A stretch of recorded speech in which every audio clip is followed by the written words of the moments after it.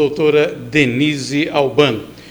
Imenso prazer participar deste importante jornal. Doutora Denise Albano, o governo levou aí, parece que uma surra dentro do Congresso Nacional, coincide com a divulgação de uma pesquisa publicada recentemente em que, pela primeira vez, o atual presidente Luiz Inácio tem um grau de aprovação abaixo da reprovação. Doutora Denise Albano, como é que a senhora vê o resultado dessas votações?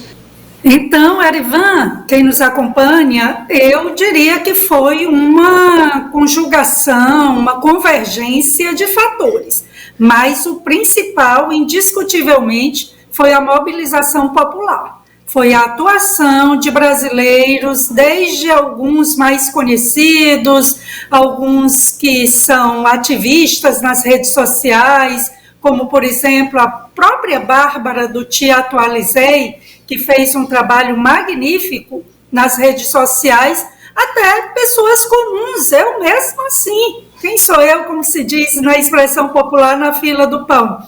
Mas nas minhas redes sociais cobrei sim a atuação dos parlamentares aqui de Sergipe, que é onde eu tenho meu domicílio eleitoral, para votar sim pelo veto 46, que é aquele que o Bolsonaro vetou na lei, nova lei de antissegurança nacional, hoje do Estado Democrático de Direito, que, sob o pretexto, a desculpa de combater fake news, quer criminalizar a liberdade de expressão, a liberdade de manifestação, de opinião, de ideias, e várias pessoas comuns, como eu, também acompanhei nas redes sociais cobrando seus parlamentares, fazendo essa atuação maciça e orgânica. Não havia robôs, não havia aí perfis falsos cobrando, mas pessoas que mostravam a cara, que se identificavam. Então eu diria que o principal fator foi essa mobilização popular. Claramente também a oposição, ela se uniu em torno dessas pautas.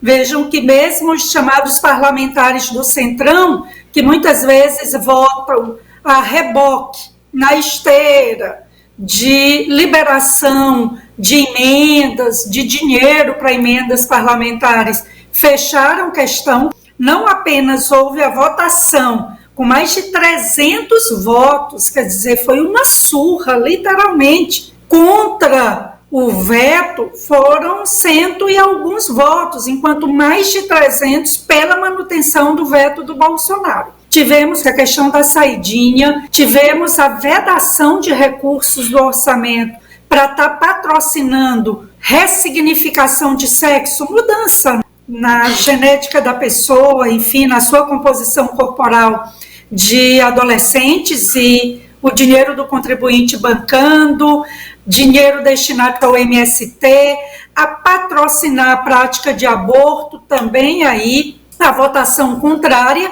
E outra questão que não teve tanta repercussão, o Marcos Polon, o deputado, também conseguiu articular, não só ele, mas ele é uma liderança nessa área, por uma derrubada de uma resolução, regulamentação do governo Lula, restringindo aí direitos dos CACs, dos colecionadores, atiradores, esportivos, caçadores, no âmbito do direito à posse de arma de fogo, para autodefesa, para autoproteção. E foram derrotas em série, e aqui também eu quero, dentre esses fatores, mobilização popular, atuação de uma oposição que se uniu em torno dessas pautas. Pessoal chamado da ala bolsonarista, os liberais, por exemplo, o pessoal do Partido Novo, pessoal do Centrão, e teve uma atuação de bastidor também do próprio ex-presidente Bolsonaro. Tanto é que o PL fechou questão quanto a essas matérias. A única vitória do governo foi na taxação, na cobrança de imposto de quem compra blusinhas, não é? Bijuterias dessas lojas aí, Shein, AliExpress, ninguém mais está liberado de pagar tributo, nem mesmo comprinha de pequeno valor. E Bolsonaro trabalhou, desde o seu governo, ele vetou qualquer cobrança de imposto para quem fizesse essas compras, como também ele e seu partido orientaram sua bancada a não aprovar essa taxação. E a esquerda saiu aí espalhando fake news que o PL aprovou. Mas, enfim, hoje o governo já fala em alteração, em mudança ministerial para ceder vagas nos ministérios para congressistas indicados de parlamentares, certamente do Centrão, mas eu diria que mesmo o governo cada vez mais fazendo concessões, a gente talvez já esteja vendo o começo do fim de um desgoverno em menos de 2 anos, em menos da metade do seu mandato. Parece que não é a mudança de um nome que vai alterar alguma coisa, mas sim a orientação provavelmente seja o fator determinante, a orientação que vem daquele que está na condição de condutor do processo. Como é que a senhora avalia esse enfoque? Eu avalio que é uma tentativa desesperada de colocar na conta de assessores, de ministros, algo que é de maior responsabilidade do próprio Lula. Consta que ele tem sido bastante refratário, resiste a receber parlamentares, ele, de certa maneira, também vem mantendo alguns ministros claramente incompetentes nas áreas em que atuam, porque a sua atual companheira não deixa que esses ministros sejam substituídos, por exemplo. Repercute muito aí entre jornalistas, há matérias, reportagens que dizem que um dos articuladores políticos é o Alexandre Padilha, que já foi publicamente criticado pelo presidente da Câmara dos Deputados, o Arthur Lira.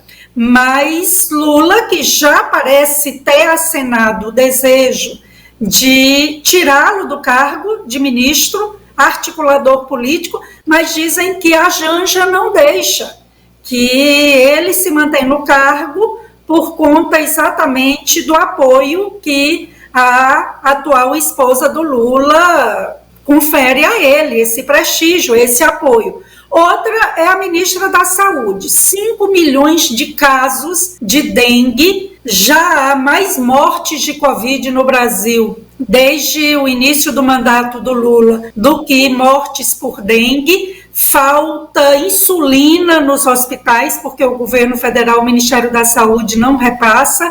Veja a ausência do Ministério da Saúde nessa crise toda no Rio Grande do Sul, mas dizem também que a tal da Nízia Trindade, a socióloga, ministra da Saúde, veja que o Pazuello, um especialista em logística, não podia ser ministro da Saúde porque era um militar especialista em logística, distribuir materiais e tudo, em plena pandemia. Mas uma socióloga ser ministra da Saúde, aí a esquerda acha que está tudo ok. E dizem também que ela não cai diante de tanta incompetência porque a Janja não deixa. Então, é um desgoverno, não há como você falar em um governo articulado. Veja, Lula sequer apresentou um plano de governo. E aí está o reflexo, claramente, com uma atuação do TSE que procurou blindar o Lula do que ele é, de sua real natureza. Ninguém podia falar que ele era um descondenado, que ele é amigo do Maduro, do Ortega, que ele aproximaria o Brasil de países que compõem o eixo do mal, como o Irã, e a verdade está aí, não é? Se impõe.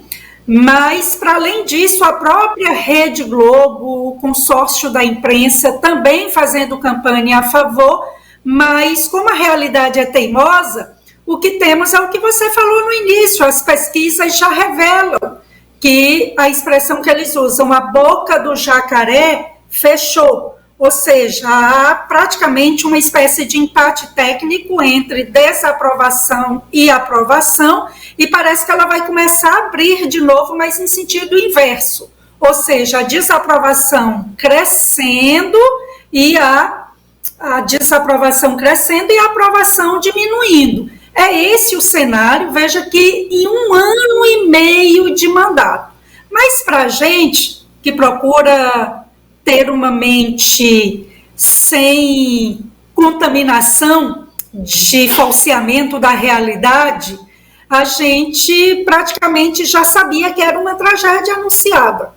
Um ministério sem qualquer qualidade técnica, já temos quase 40 ministros, o 39º foi o Paulo Pimenta, o chefão da comunicação do governo, que foi designado agora para um tal de Ministério Extraordinário de Recuperação do Rio Grande do Sul, que vai ficar trabalhando em Brasília. Peraí, é para recuperar um estado devastado, ele que é do Rio Grande do Sul, mas vai ficar distante lá do estado que precisa de um acompanhamento direto, de uma vivência cotidiana dos problemas reais, mas é isso, é um desgoverno. O Brasil, lamentavelmente, é uma grande nau desgovernada que caminha, ou navega, digamos, em mares aí bastante turbulentos, rumo a um abismo, se nada for feito. E acendeu o sinal de alerta no governo,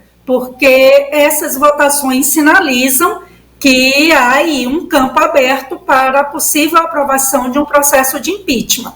Os dados da economia são cada vez piores, a desaprovação aí não crescendo, a Globo já começa, parece, a abandonar o barco, influencers como um tal de Felipe e alguma coisa aí, Neto, gravou um vídeo na madrugada dizendo praticamente que foi enganado pelo Lula, e parece que os ratos começam a abandonar esse grande navio. Resta talvez o Supremo, mas será que o Supremo vai dar conta de sustentar um peso tão mastodôntico como é o desse desgoverno? Fica aí a questão. O Supremo, que também está bastante mal avaliado.